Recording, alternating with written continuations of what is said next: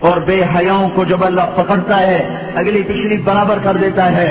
میرے بھائیوں، آج کا سارا معاشرہ وہ بے حیائی کی طرف سرک رہا ہے۔ اگر ہم نے توبہ نہ کی اور اسی طرح ہمارے گھروں میں کیبل چلتے رہے اور یہ ننگے ناچ چلتے رہے تو انتظار کرو قوم لوط کی کڑک کا اور ان کے پتھروں کا اور ان کے عذاب کی بارش کا۔ اگر توبہ نہ کی تو کوئی دنیا کی طاقت نہیں جو ہمیں اللہ پاک کے عذاب سے بچا سکے۔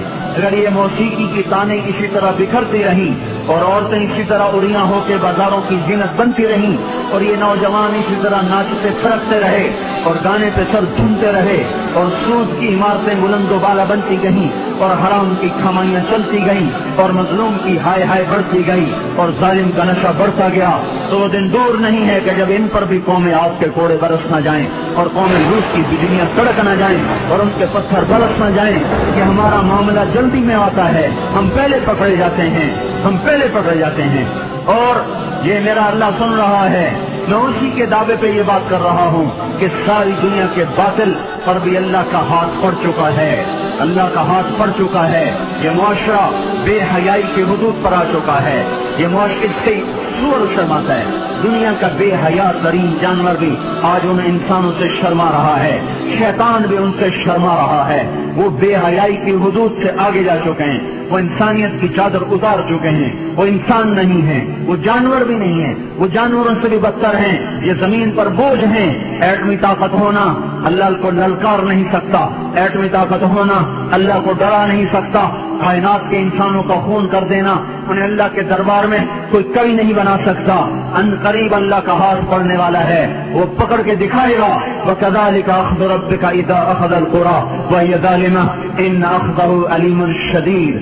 اللہ تعالیٰ بے حیاؤں کو مہلت نہیں دیتا، اللہ تعالیٰ بے غیرتوں کو مہلت نہیں دیتا۔ اللہ تعالیٰ ان کی رسی کھینچے گا، ان کی زمینیں ٹوٹیں گی، ان کی عمارتیں فلک بوس وہ سجدے میں گریں گی اور یہ نظام اللہ ملیا میٹ کرے گا۔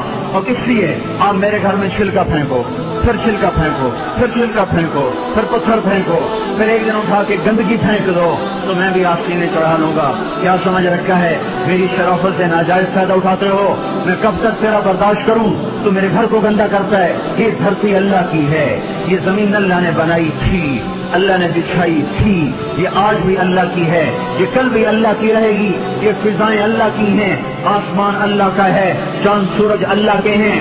یہاں اللہ تعالیٰ بدماشی کو کچھ کو مہلت دیتا ہے۔ آپ نے زمین کو زنا سے گندا کیا، وہ دیکھتا رہا، سود سے گندا کیا، وہ دیکھتا رہا، مظلوموں کو خون بہائے، وہ دیکھتا رہا، گھروں کو آگ لگائی، وہ دیکھتا رہا، ناچنا شروع کر دیا، وہ دیکھتا رہا، گھر گھر میں گانے بجانے اور گانے بجانے کے آلات عام ہو گئے، وہ دیکھتا رہا، رنڈیاں گانے والیاں معزز ہو گئیں، وہ دیکھتا رہا، فاسق فاجر زانی شرابی وہ آپ کے ہیرو بن گئے، وہ دیکھتا رہا، ظالم حکمران بن گئے، وہ دیکھتا رہا۔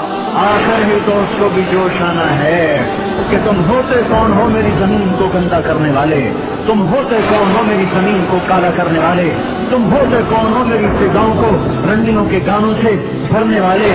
میں خود آ رہا ہوں، اقام اللہ فلا تستعجلوہ، جلدی نہ مچاؤ، میں آ رہا ہوں۔